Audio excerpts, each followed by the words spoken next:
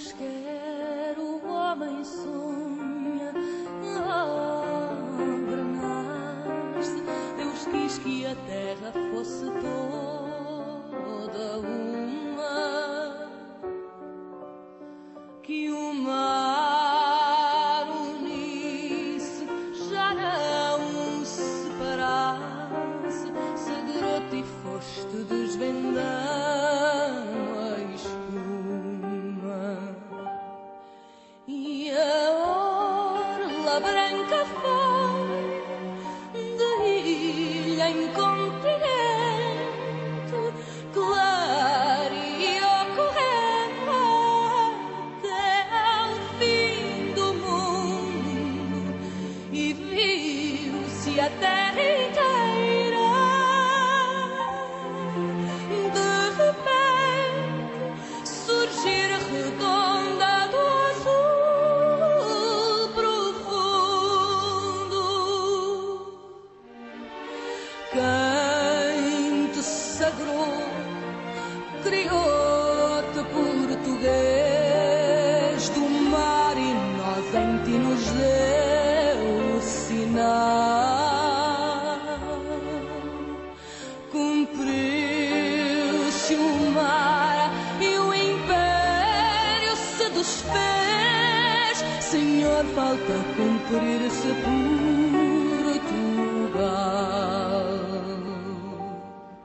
E a orla branca foi de ilha em continente, clareou correndo até ao fim do mundo, e viu-se a terra inteira. De repente surgir redonda do azul profundo.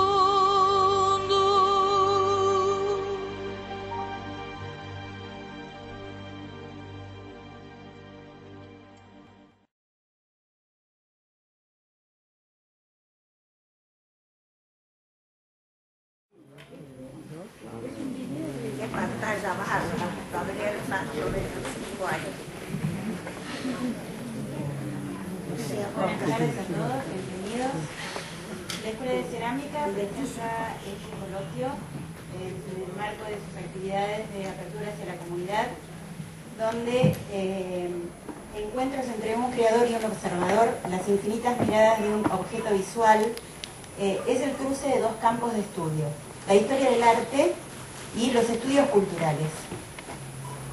Se atiende a los procesos de cómo se genera, cómo se materializa y cómo nos afecta una obra visual. Los disertantes son el profesor Gabriel Manso y la profesora Graciela Zupa. Graciela es licenciada en Historia del Arte por la Universidad Nacional de La Plata, magíster en Historia de la Facultad de Humanidades de la Universidad de Mar del Plata, docente e investigadora de la Facultad de Arquitectura, Urbanismo y Diseño de la misma universidad en la Cátedra de Historia de la Arquitectura 1 y Pensamiento Contemporáneo 2. Profesora de posgrado en la Maestría en Gestión e Intervención en el Patrimonio Arquitectónico y Urbano de la Universidad de Mar del Plata y es directora del Grupo Estudios Visuales Mar del Plata. Profesor Gabriel Manso es egresado de la Escuela de Artes Visuales Martín Malarro, es profesor superior en Pintura y Escultura, se licencia en España en Bellas Artes y es máster en Educación Artística por la Universidad de Extremadura.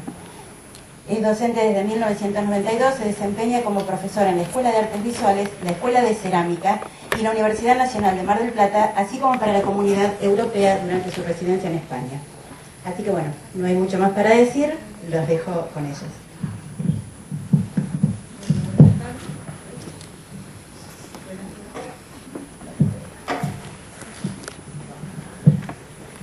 Hola.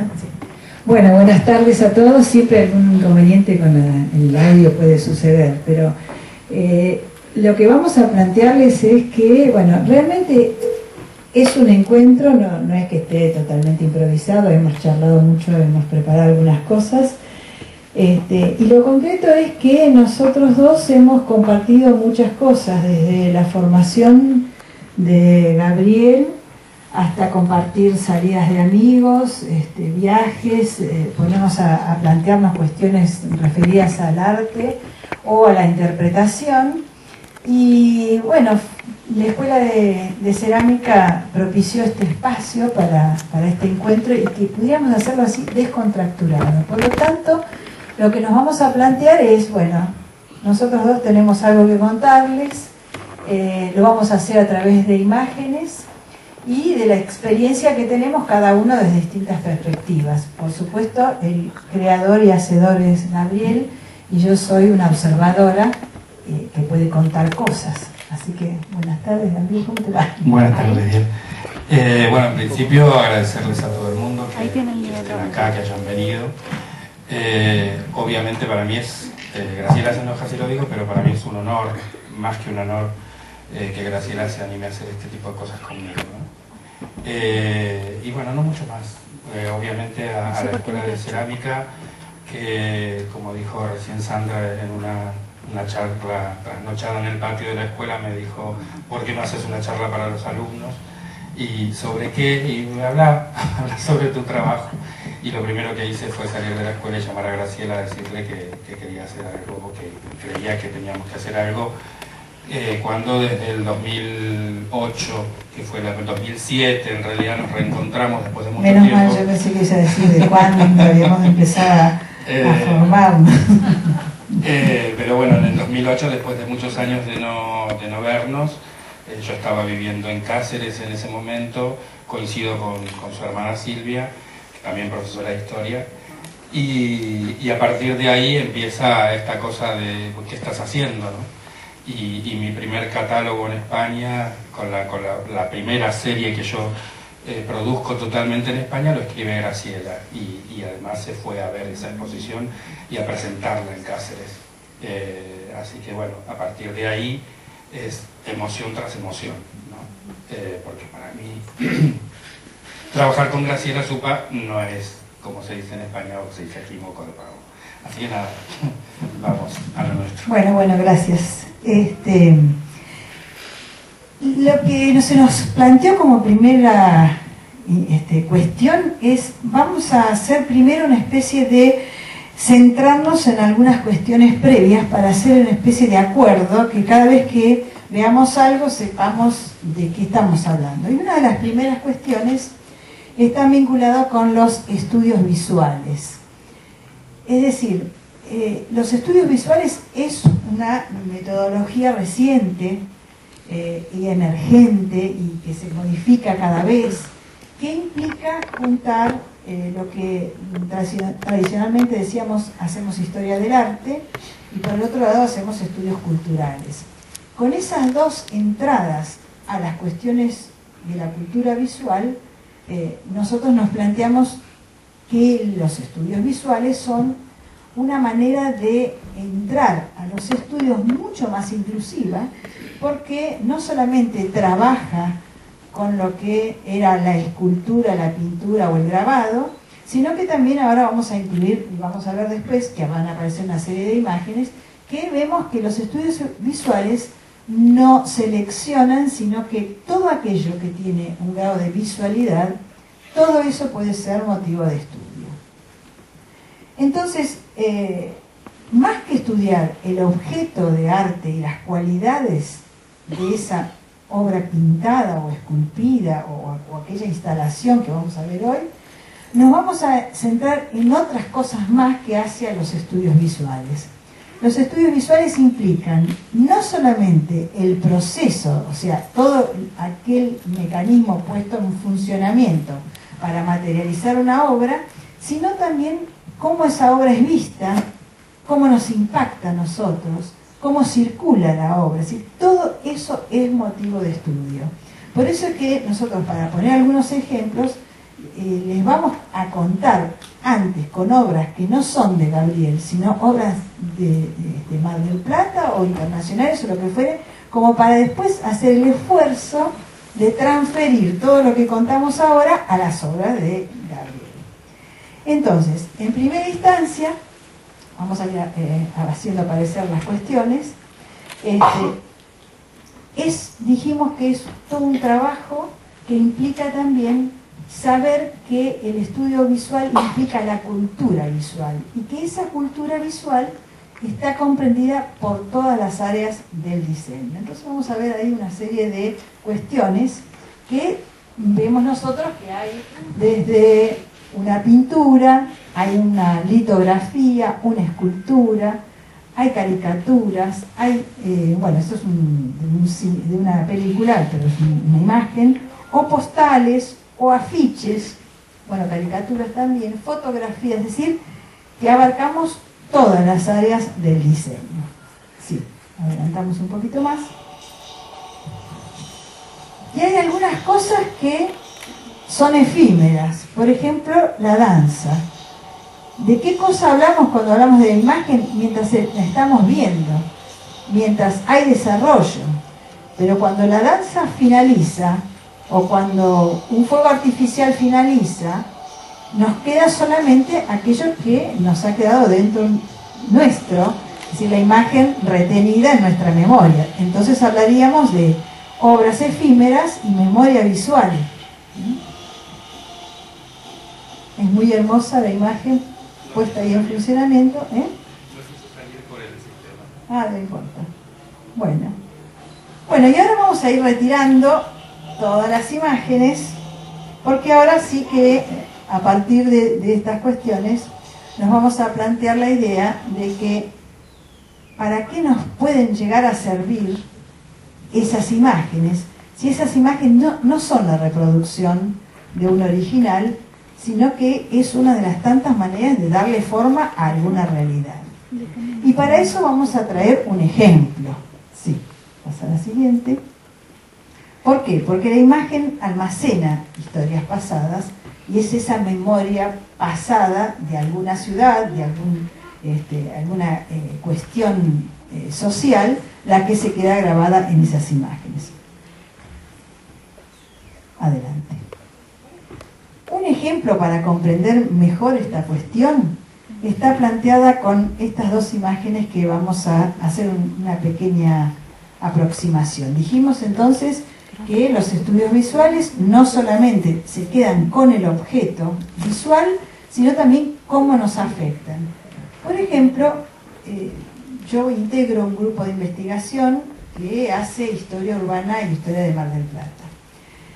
Y usamos como fuente de información a las imágenes.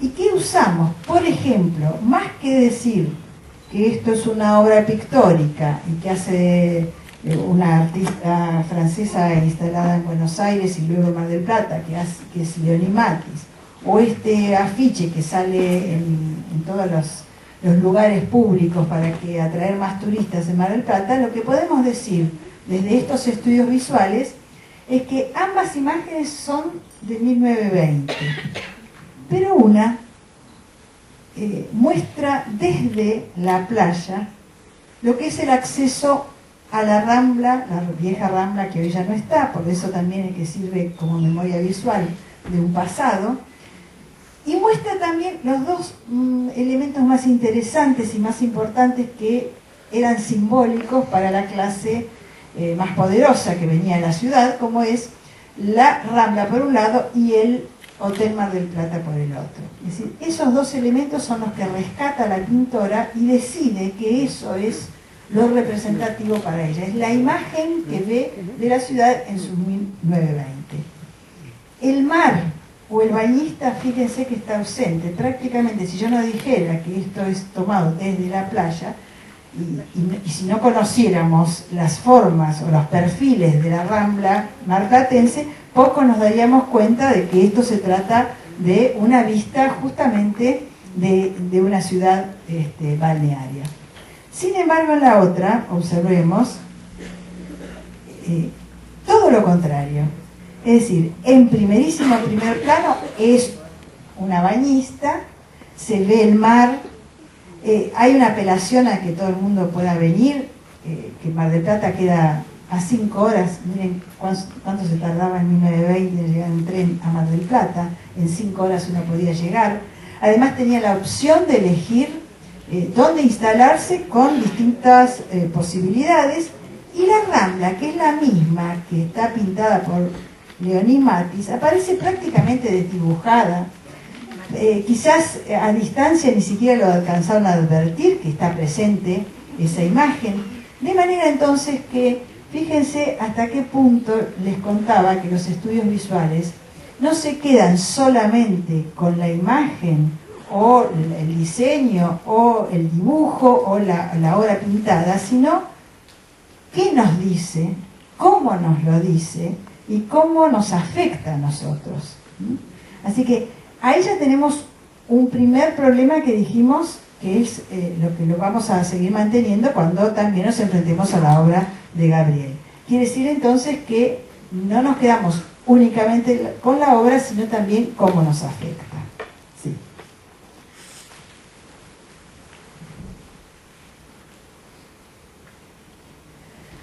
Otra cuestión.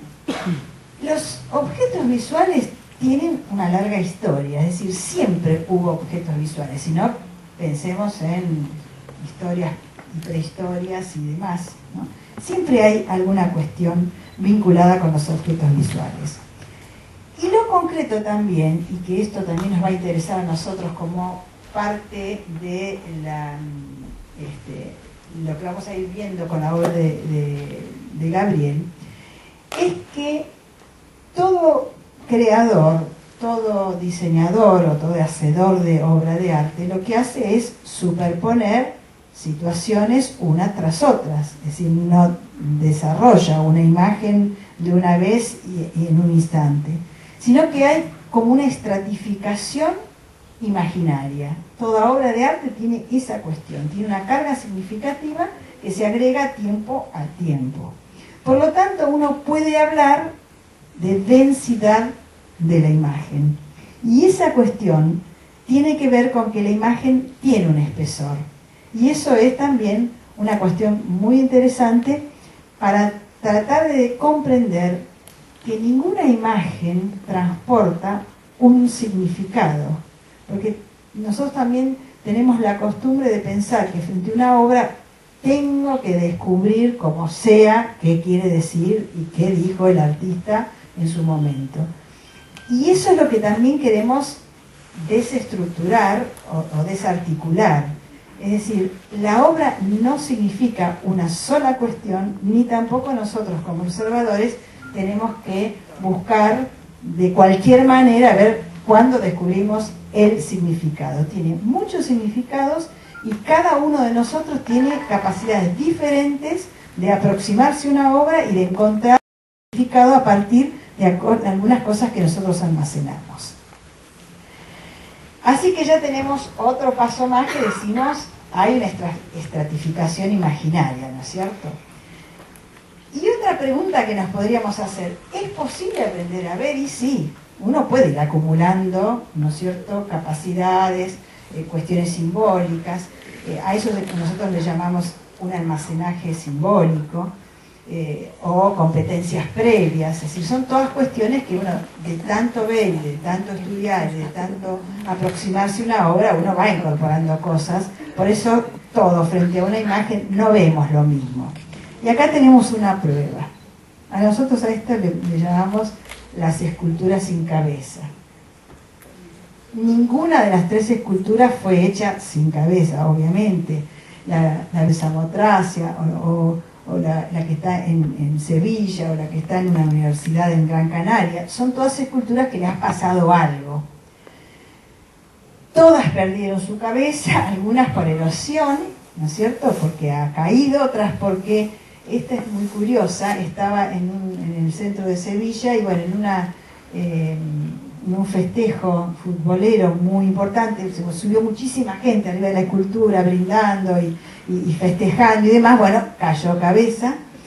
Y esta otra es también muy curiosa, está en una universidad, es un muchacho pensando y leyendo, y tenía su cabeza obviamente, y a su lado están los dos zapatos que se había sacado. Pero lo concreto es que no es lo mismo la cabeza caída en la Samotracia o la decapitada por un accidente de festejo que la que está en Gran Canaria, que perdió su cabeza y también fue decapitada, pero son cuestiones diferentes. Todas han sido afectadas por algún acto o vandalismo o lo que fuere, y nos podemos hacer preguntas muy diferentes acerca de eso. Por ejemplo, yo había pensado algunas, ¿no?, que nos podríamos preguntar. ¿A qué cultura pertenecen? Una. ¿Dónde se encuentran? ¿Cuáles son los materiales? ¿Quién y para quién la hizo? ¿A qué aluden?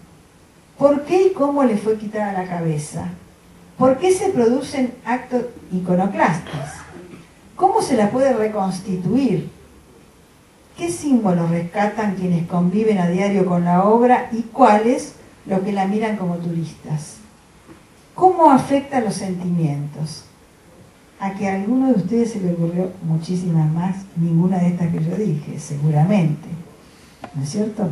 Si hacemos un poco de silencio y la volvemos a mirar, seguramente se les van a plantear otros interrogantes. Y es bueno que eso no suceda. Esto quiere decir entonces, porque nos va a reafirmar, que el sentido, y ahora lo pasamos, el sentido del significado, ¿no es cierto?, no es una etiqueta que se transporte, ni tampoco una cuestión única. Por lo tanto, frente a una imagen, lo que tenemos es una elaboración de constantes accesos, de infinitos accesos, una elaboración de muchísimas ideas en torno a la imagen. Y eso es lo bueno de una obra, el que nos plantee muchísimos interrogantes y que todos tengamos posibilidad de acceder de diferente manera. Sí.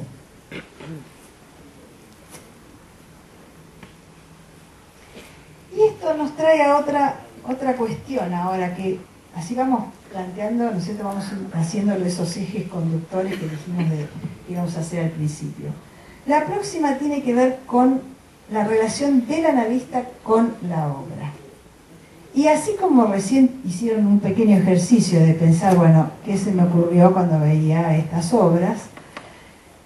Lo concreto es, ya dijimos, no es una etiqueta que se transporte, no es que una obra fue creada por alguien y sale andando y uno cuando la encuentra el significado. El significado sucede en el momento del encuentro con la obra.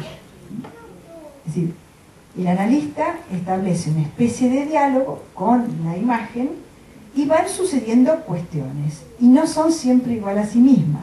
Por lo tanto, nosotros podemos tener distintas aproximaciones en distintos momentos porque justamente lo que tiene la obra es esa capacidad de provocar en nosotros, de agenciar, ¿no es cierto?, o de gerenciar, si quieren ustedes, significados. Y acá tenemos otros ejemplos más. Tres mujeres, Toulouse-Lautrec a la derecha, 1890, 1928, 1925. En 1890, imagínense ustedes cuando alguien diseña una mujer que es prácticamente el perfil de una cama, es más, es un mueble con sus piernas abiertas, depositada en esa cama. Entre el núcleo en torno a Toulouse-Lautrec, eso era muy normal de verlo, ¿no es cierto? Pero imagínense los valores y los pudores y las miles de cuestiones relacionadas con la moral y las buenas costumbres y demás.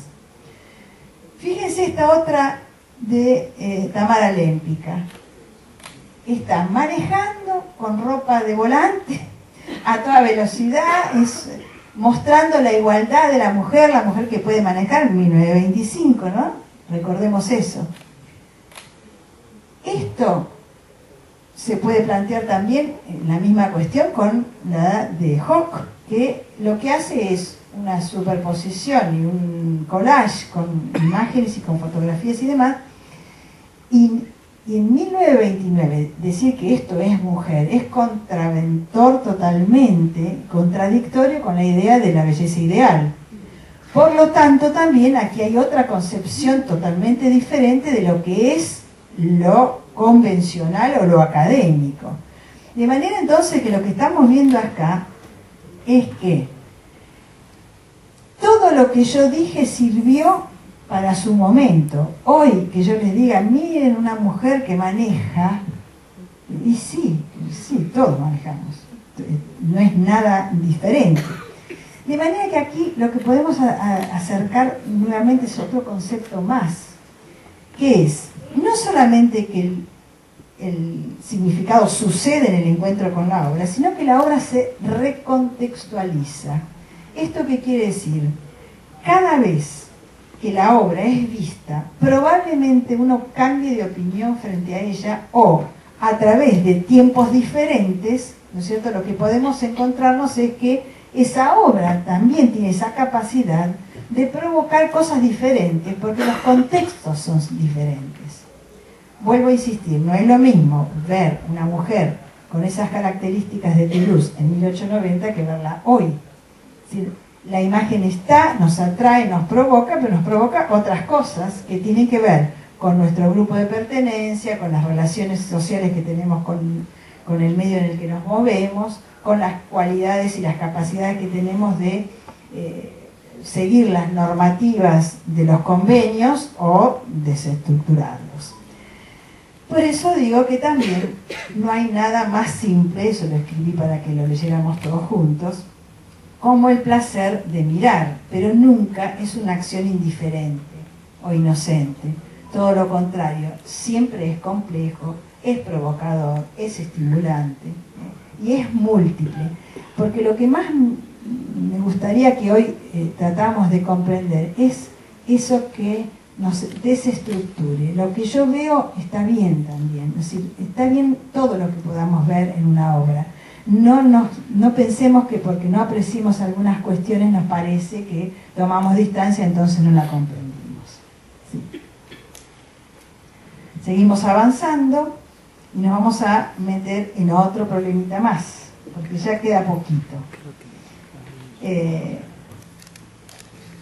¿Cómo nos podemos plantear ahora que estas cuestiones que vimos, que los significados sucedan, que las cuestiones se recontextualicen, si ahora nos planteamos empezar el diálogo con Gabriel?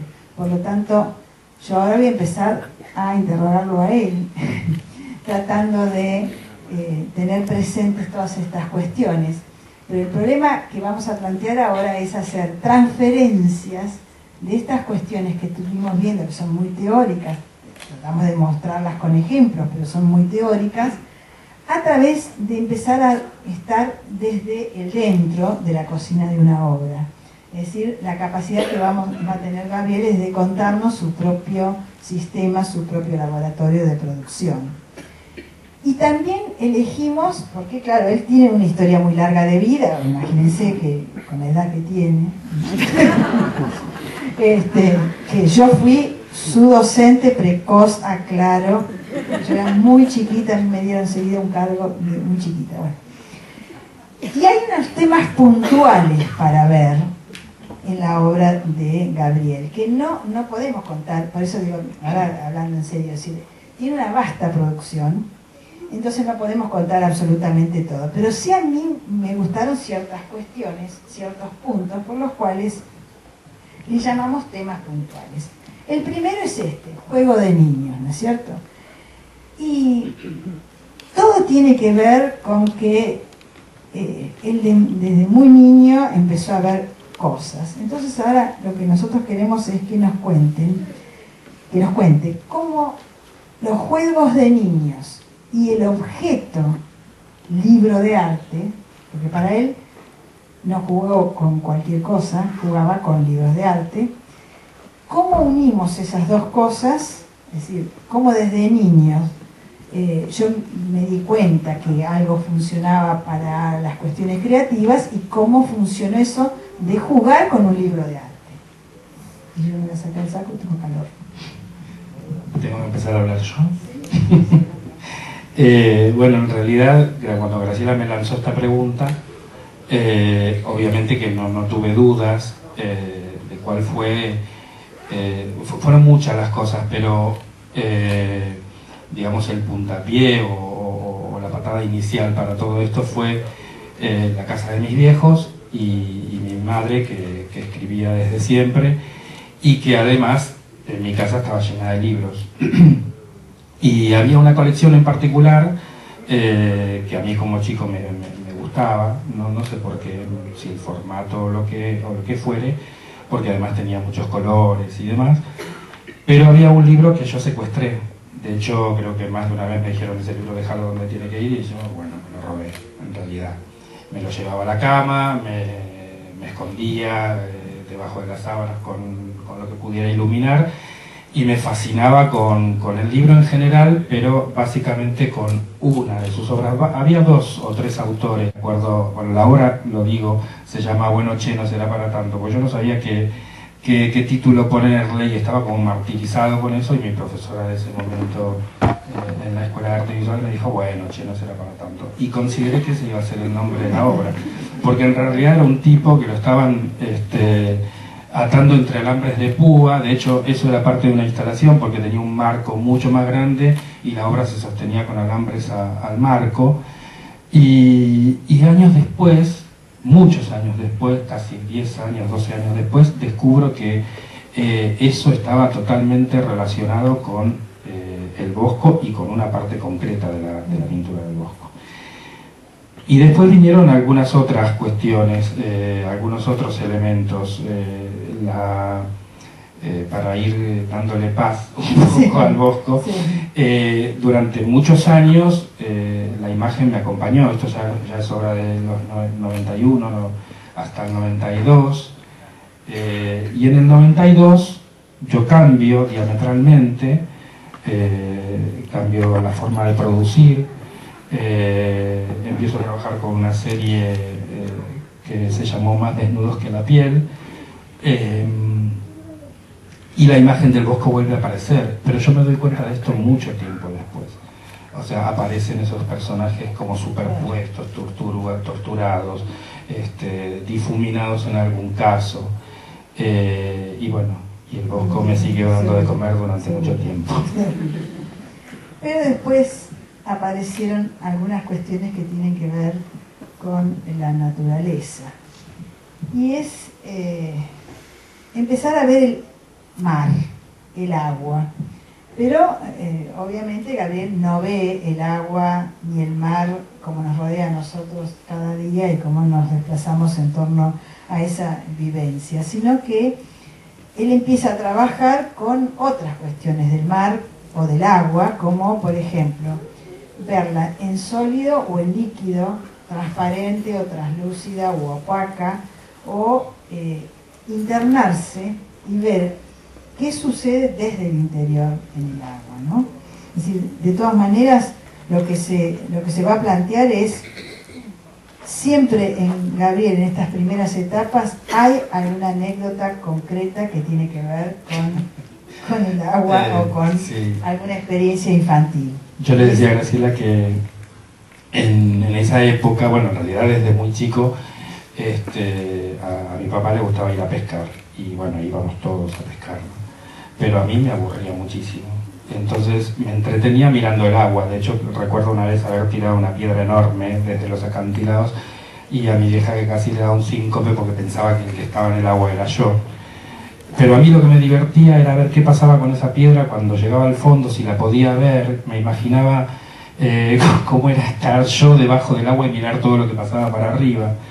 Y a partir de ahí surgió, y obviamente, y también el Bosco me seguía dando de comer, por ahí ya no desde la forma, pero sí desde el argumento, empezó a aparecer esta serie que se llamó Armas Blancas, muy ligada al tema del agua, muy ligada al tema de qué pasa cuando yo me imaginaba un barco mirándolo desde abajo, y cómo iba cortando el líquido, ¿no?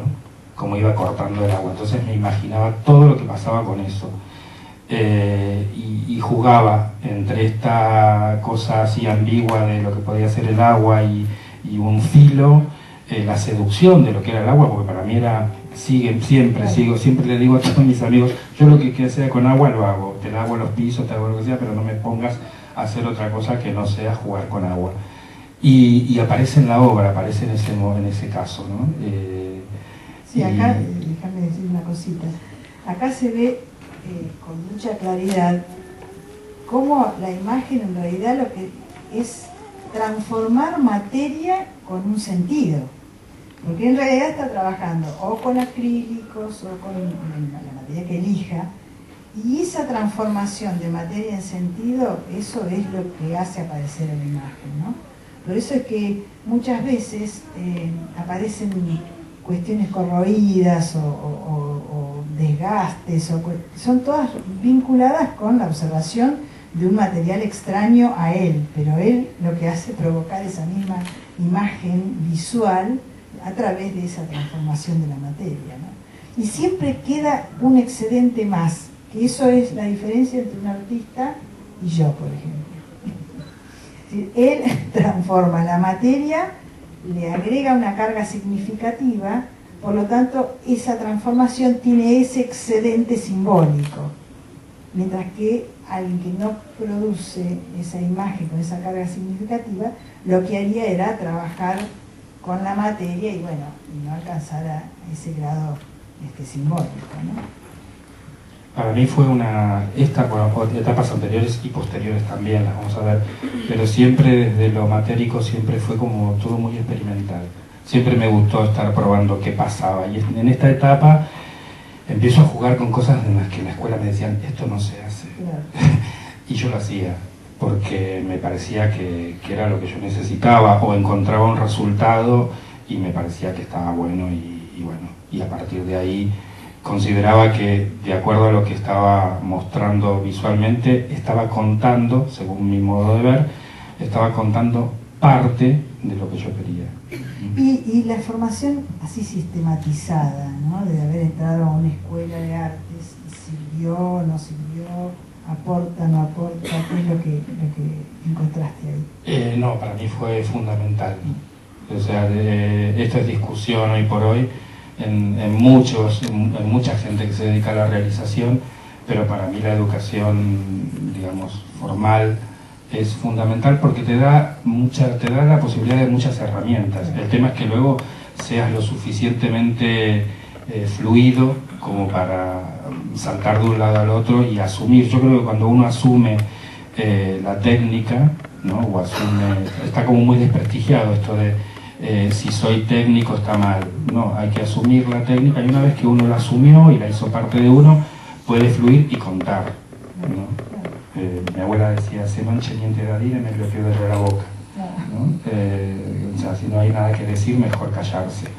Y en este caso es así. Si no, yo creo que lo fundamental, o lo que a mí personalmente marcó mi laburo, fue esto. Siempre consideré que tenía cosas para decir. En realidad yo elijo esta profesión por eso, no porque me generara placer esto de que me llamaran artista. De hecho, me costó muchos años de terapia asumir que mi profesión era llamarse artista. De hecho, muchas veces digo soy pintor, o soy dibujante, o soy escultor, o lo que fuere, porque para mí es un oficio, y es un oficio en el que involucro toda mi historia y mi vida, y nada más, digamos.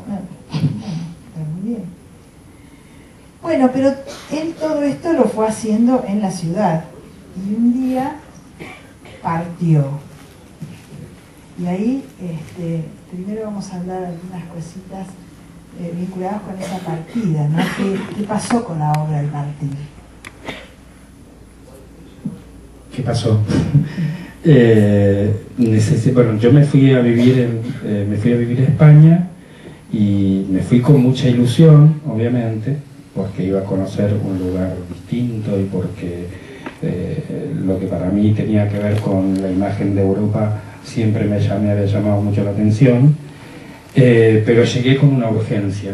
Llegué a vivir a España, a Cáceres, a la ciudad de Cáceres, que queda, lo digo para quien no sabe, a mitad de camino entre Madrid y Lisboa, justo haciendo una línea recta, y no tenía estudio. Obviamente llegué a vivir en un ático fuera, extramuros, fuera de la parte antigua, y tenía la terraza, eran 300 metros de terraza, y me puse a trabajar en la terraza porque estaba con mono de no poder trabajar. Y empecé, por eso muestro estas fotos. Estas son las terrazas. En las que recién mostré estas fotos porque me parecía importante también, como sabía que iban a venir muchos alumnos, esta cosa de trabajar en el lugar donde sea, porque uno tiene que trabajar. Empecé a montar obra en la terraza, me llevé mucha obra en rollos, la desarmé íntegra, la remonté en Cáceres y empecé a construirme un estudio, ni bien pude, a los 2 meses estaba construyéndome un estudio. O sea, quiere decir que no hubo una fractura entre... No, procuré que fuera lo menos, lo menos doloroso posible.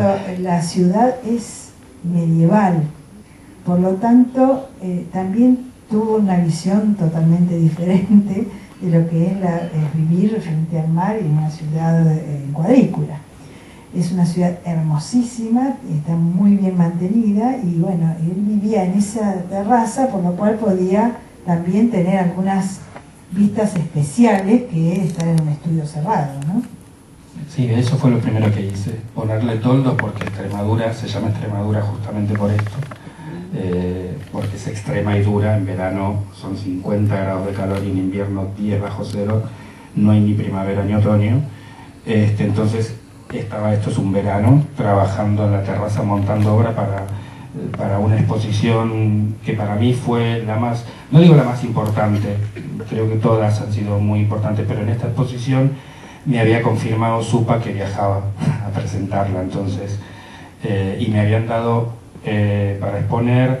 Yo había mandado proyectos a toda España y en Salamanca me aprueban un proyecto para exponer en Cáceres, en uno de los lugares a los que yo pensaba que nunca iba a poder acceder, que era un centro cultural muy muy grande, y bueno, entonces dije, Gabriel, ponete a trabajar. Y la obra se hizo enorme y tuvo dimensiones hasta de 6 metros, y cosas que no podía hacer acá, porque en Mar del Plata lamentablemente no teníamos espacios para producir obra tan grande y exponer obras tan grandes. Entonces allí me di el gusto, la verdad. Ahí tenés unas imágenes hermosísimas que muestran bien la obra.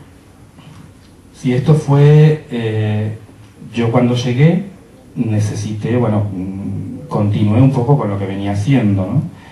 Entonces, esto fue en una exposición en un centro cultural, también un palacio antiguo del siglo XII, reacondicionado como galería de arte, exclusivamente para todo lo que es artístico, y bueno, me dieron un sector, éramos muchos artistas exponiendo ahí, y yo construí esta constelación, que era un poco empezar a darle final a la tradicional Sol, que era una serie con la que yo estaba trabajando. Lo concreto es que esta obra es con color, el sol tiene su color, y de pronto empezó a trabajar también con otras maneras de repensar la noche, por ejemplo. Uno puede pensar la noche de 1000 maneras, pero pensar un sol para la noche es raro, es un planteo diferente, por lo tanto cambian las texturas, cambian la paleta, cambian las cuestiones. Bueno, y acá fíjense que les va a contar ahora qué implica esto de que proyecta la oscuridad, para que a Gabriel se le ocurra plantear que hay otros soles y que salen por ahí en otros momentos, ¿no? Acá mostramos 2 cosas fundamentales. Bueno, una, lo que fue reducir totalmente la paleta, ¿no? Seguir trabajando una serie, reducir totalmente la paleta, y la parte constructiva, lo que a mí en ese momento me preocupaba. Anecdóticamente, lo que pasó fue que cuando en Salamanca me aprueban este proyecto para exponer en Cáceres, como son en todas las ciudades y en todos los lugares, los celos son celos, ¿no? Como se dice en España, la envidia es muy mala.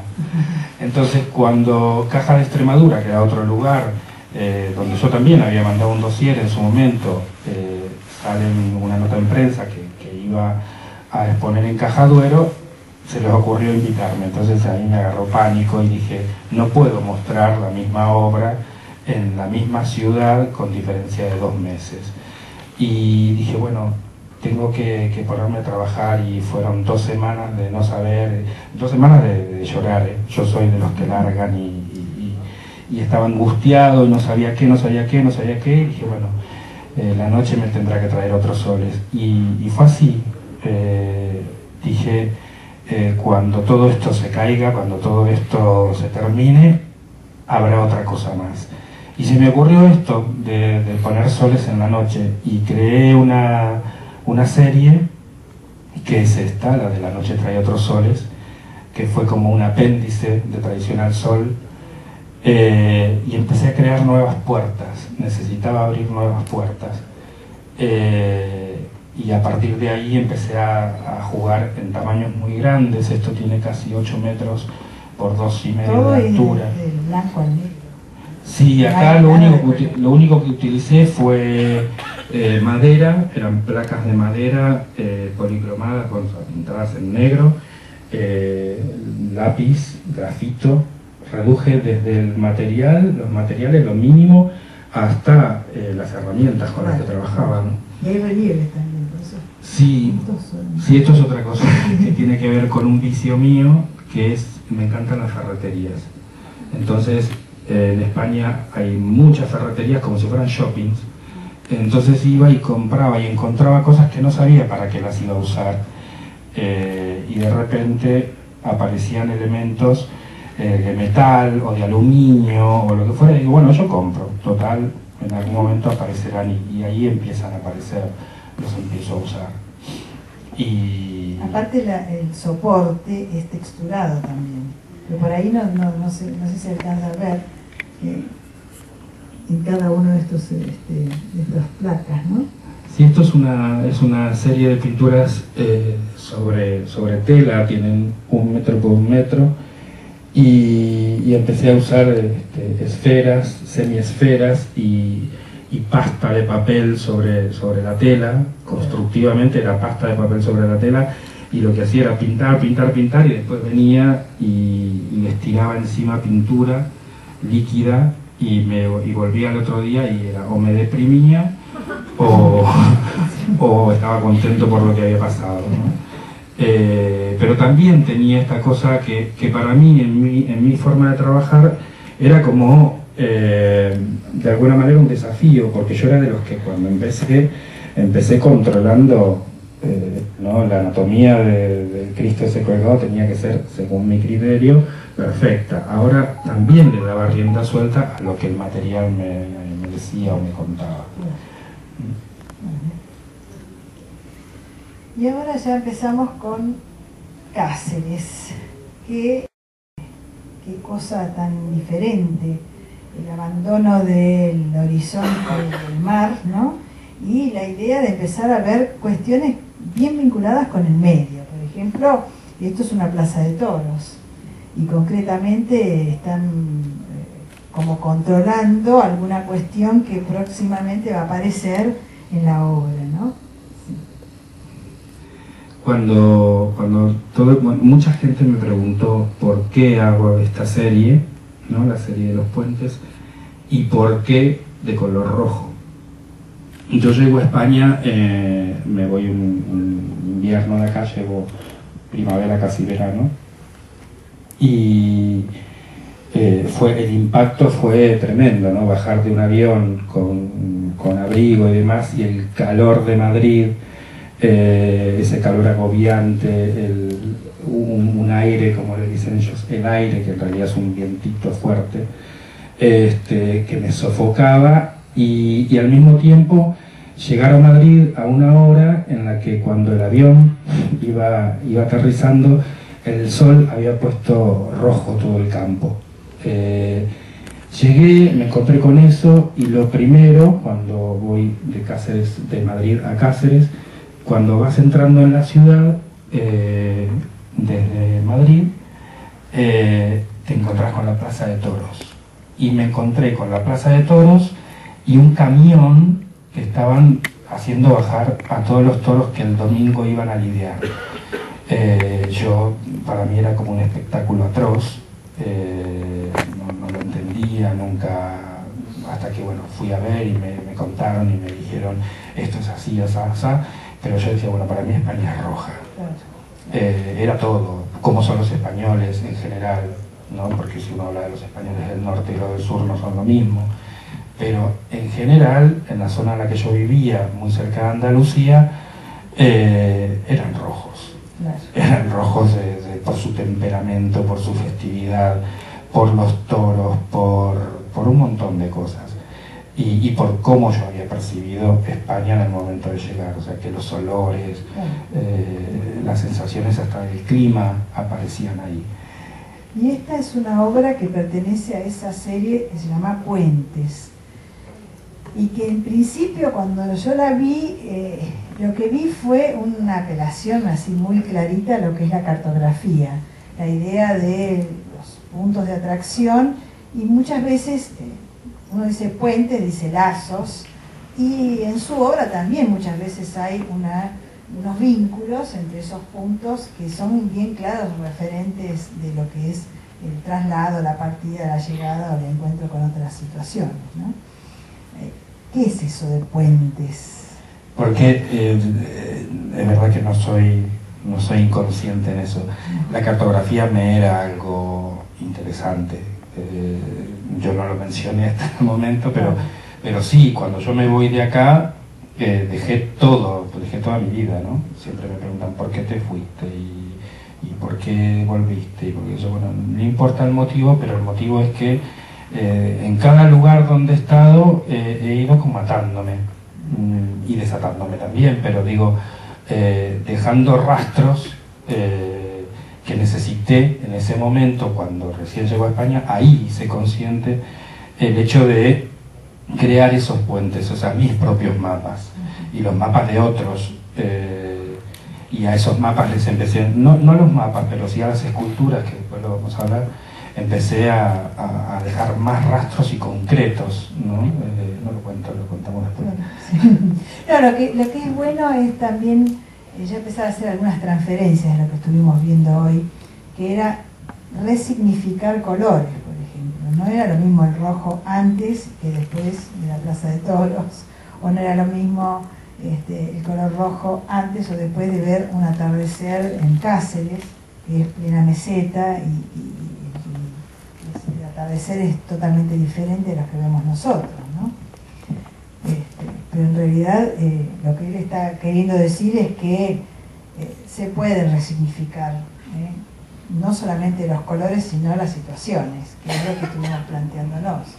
Y por ejemplo también la idea de que el medio provoca esas resignificaciones o provoca buscar otras fuentes formales. En el caso de Cáceres tiene esas imágenes que estábamos viendo recién, que son los barruecos, y que implican también que no solamente la cuestión natural de la piedra, sino las cuestiones también de lo construido por el hombre, como es la aparición de Menires, ¿no es cierto? Todo eso va a provocar en Gabriel la transformación de su obra.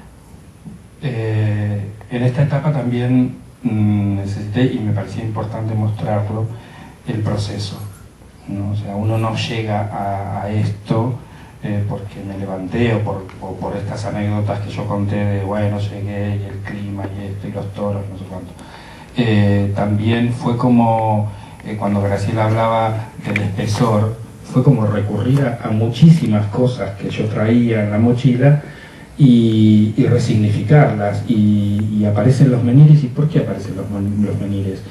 Yo, no solamente porque me encuentro con esto en España, sino porque también hacía una comparación literal o muy lineal con lo que eran nuestros mojones en la Pampa, ¿no? Esta cosa de ir marcando el camino con una numeración, ¿no? Y vuelven a aparecer en las esculturas, en las instalaciones, empiezan a aparecer las cuestiones después.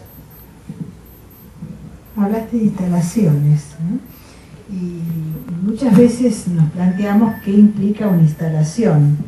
Y la instalación implica empezar a tener la posibilidad no solamente de ver una obra, sino de internarnos y poder recorrer esa obra. Gabriel plantea desde los puentes también, no solamente en el plano, sino también en instalaciones y en el espacio. Es una serie muy compleja y que apela a las dos situaciones para el espectador, ¿no?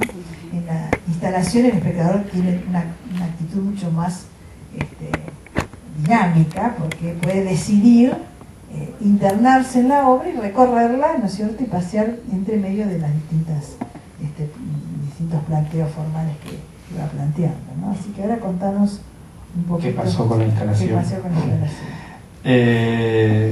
Cuando yo llego a la ciudad, propiamente la ciudad de Cáceres, todas las ciudades, casi todas las ciudades españolas pasan un río, pero en Cáceres no. Son tan personales que por Cáceres no pasa ningún río. El Tajo es el que está más cerca, 80 kilómetros. Pero me empezó a llamar muchísimo la atención que en cada esquina de Cáceres había una fuente, había agua. Entonces yo por un lado estaba planteando toda esta cuestión de asociación de los menires con mi forma de realización, hasta que en algún momento dije, bueno, yo tengo que poner en Cáceres mi propia fuente, ¿no? De hecho, el Ayuntamiento de Cáceres se queda compra una de las instalaciones y que forma parte de la Noche Trae Otros Soles, y está mi fuente ahí. No es lo que más placer me dio en ese momento. Y acá aparecen nuevamente los puentes, pero con otras cuestiones, ¿no? Él le puso este nombre de invasiones por... ¡Ay, ahí estoy yo! ¡Qué flaquita! Invasiones por esa posibilidad justamente de uno poder meterse dentro de la obra, ¿no? Sí, la idea era que la gente... esto tiene que ver con el significado de las instalaciones en general, pero a mí lo que me pasaba, más allá de pensar la instalación como una formulación o un tipo de formulación artística, en realidad lo que yo quería era que la gente se metiera dentro de la obra y que mi obra les molestara de alguna manera, ¿no? Molestar en el buen sentido, decir, bueno, si tenés que recorrer la historia, esto es una instalación que es parte de la serie de los puentes. La parte tridimensional, digamos, de la serie de los puentes. Y yo dije, bueno, para recorrer el espacio, para moverse en un mapa, hay que estar metido dentro de ese lugar. Entonces yo necesité construir estos menires que eran los míos, algunos con numeraciones. Acá a la izquierda se ve, ¿no es cierto?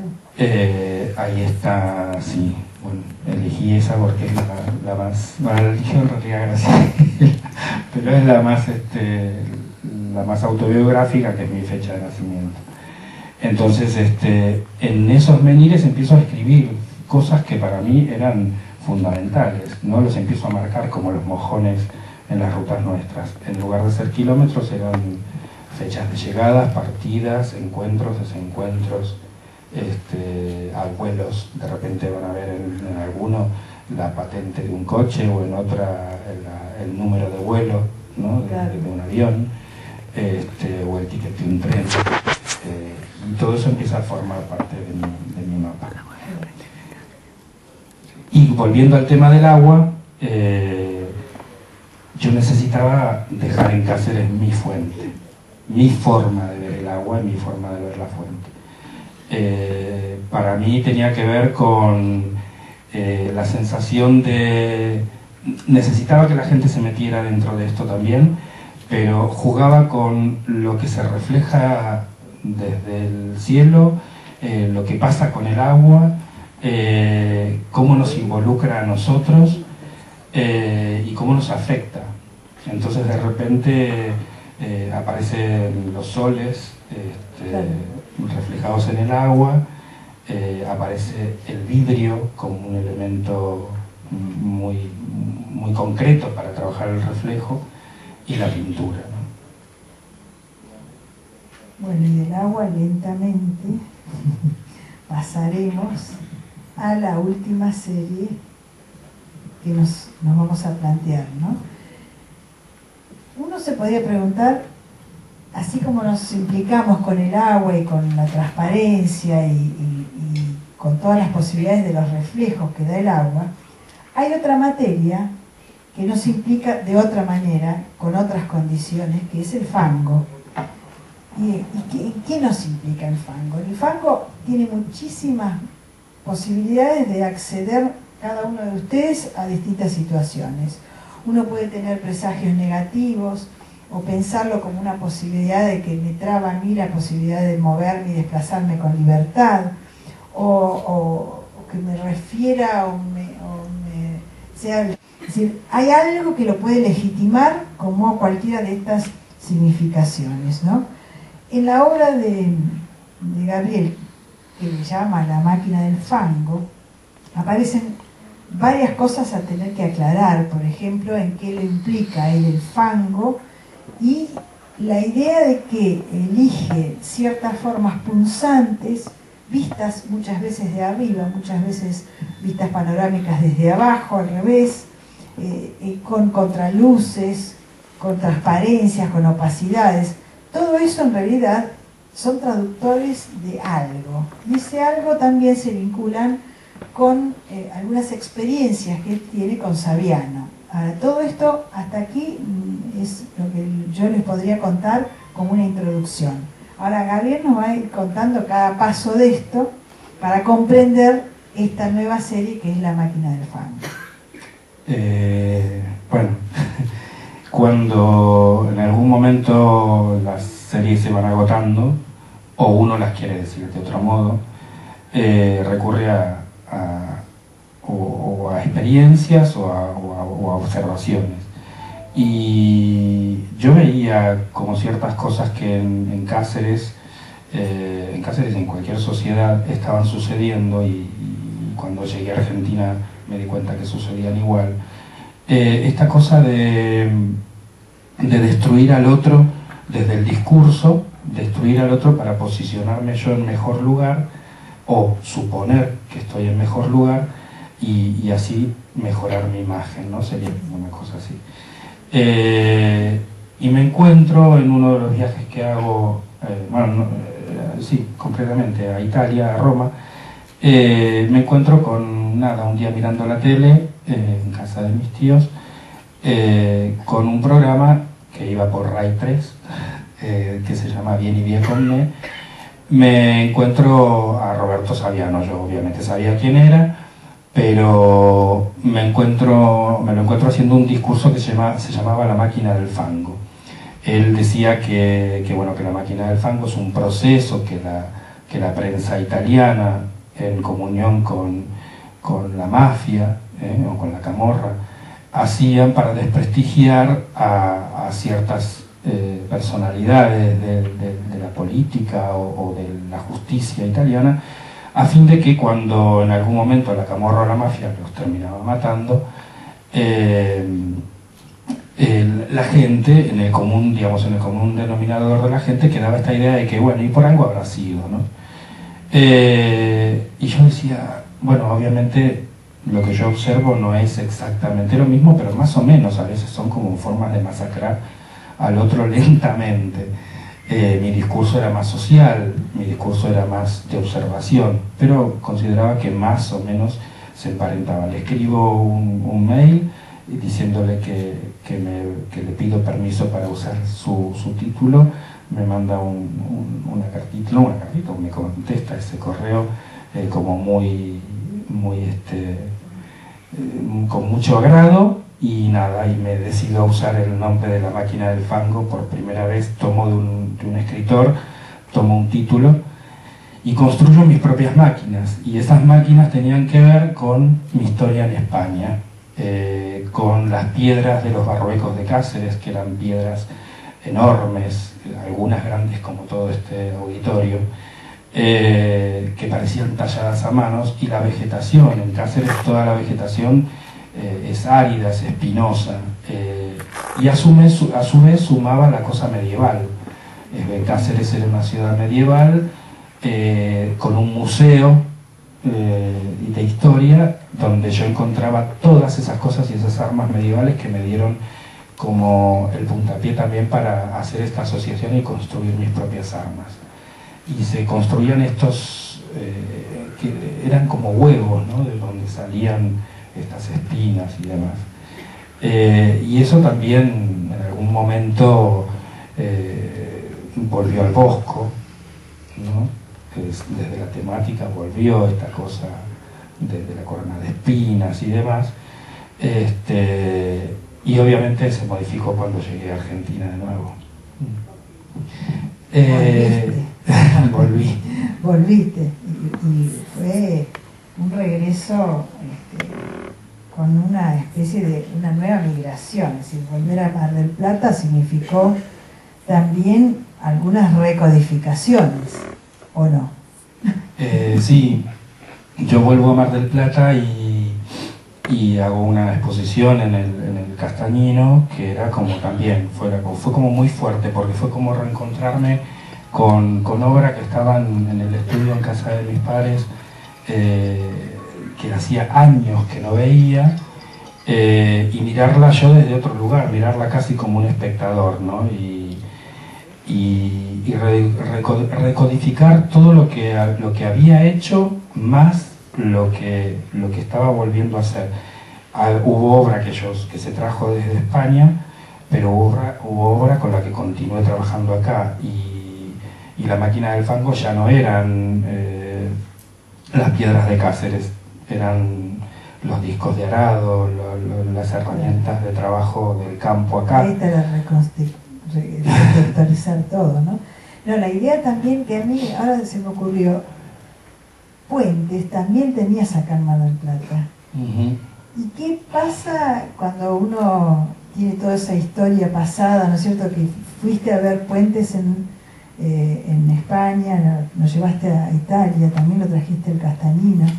¿Alguna cuestión podés contar de la recepción o de cosas diferentes que ocurrieron en ese traslado? Yo creo que la captación, o sea, la interpretación de la gente es totalmente distinta en todos los lugares. De hecho, pasaba que un extremeño no entendía un puente del mismo modo, si bien la figura de la cartografía era como muy, claro, muy concreta. La interpretación del rojo o de la simbolización del color no era lo mismo para un extremeño que para un no sé, un vasco. Me pasó eso, o en Castilla y León, que la repercusión era otra, o la sensación era otra, la gente se conectaba con la obra desde otro lugar, ¿no? Algunos con más aceptación, otros no rechazo. No, la serie de los puentes no es una obra que de rechazo, sí, por ahí la máquina del fango, donde hay gente que se siente vulnerada, ¿no? con eso, pero sí la interpretación era muy distinta. Y acá en Argentina, que somos por ahí más adeptos al diseño y a la moda, era mirada con otro aspecto, con otra cosa, más desde el lugar del diseño, ¿no? Como que una obra más diseñada, y la lectura no era llegar a esta cosa que en realidad en mi obra está siempre, que es esta cosa así tan fundamental como íntima, ¿no? Como recurrir a la cosa más visceral para poder decir algo muy profundo, que en realidad no es lo que sale a primera vista. Yo miento mucho cuando pinto, porque no cuento todo, en realidad disfrazo para contar, ¿no? Que creo que es lo que me divierte a mí. ¿Y ahora? Y ahora bueno, ahí muestro un poquito, estamos viendo un poco de cuando... Es hermoso ver el laboratorio, ¿no? Porque ahora está eso, así como hoy vimos las terrazas de Cáceres, ahora vemos el laboratorio aquí en Mar del Plata, ¿no? Esto tiene que ver con redecodificar la obra, ¿no? En qué se transformó. Esto está inspirado totalmente en un viaje que hice con mis amigos, con mi mejor amiga a Gualeguaychú, donde me encontré con un árbol que yo no sabía que existía, y ese árbol fue el que me dio el puntapié para que el Museo Castañino tuviera una pared de espinas, ¿no? Y hablando de la radicodificación, me acuerdo que cuando yo empecé a bocetar cosas que tenían que ver con eso, estaba haciendo un curso en la Universidad de Menéndez Pelayo en Santander, con Soledad Sevilla, y cuando ella vio el boceto de esto, que en realidad era unos pedazos de papel puestos sobre la pared, ella vio alas. Yo decía, plumas veía. Yo decía, esta mujer está delirante, ¿no? Pero en realidad, bueno, vio plumas. Y yo estaba trabajando con otra cosa y está muy bien. Está perfecto. Y ahora qué? ¿Quién lo sabe? Seguís trabajando. Sí, ahora la máquina del fango todavía sigue dando ahí sus frutos. No es que termina una cosa y empieza la otra. Pero ahora me importa lo que quedó escrito. ¿No? Ahora... Y veo que son transparencias. Sí. Ahora estoy trabajando con unas especies de cámaras o de salas donde todo lo escrito, muestro los bocetos obviamente porque estoy en proceso de trabajo, donde todo lo escrito es parte de la historia y la parte de la historia es lo que quiero que la gente vea. Está muy bueno. Y bueno, ahí aparecen rasgos que tienen que ver con la piel humana, ¿no? En esto me inspira también una película de Greenaway que se llamó Escrito en el cuerpo. Y también tiene lazos con los puentes y también tiene lazos con muchas otras series y muchas otras cosas. Y bueno, y ahí llegamos. ¿Se aburrieron mucho? Porque nosotros terminamos. Les agradecemos el haber participado y ahora lo que queremos son algunas conclusiones que no las vamos a decir, sino que se las vamos a dejar que las lean y que se las lleven o no en algunas cuestiones.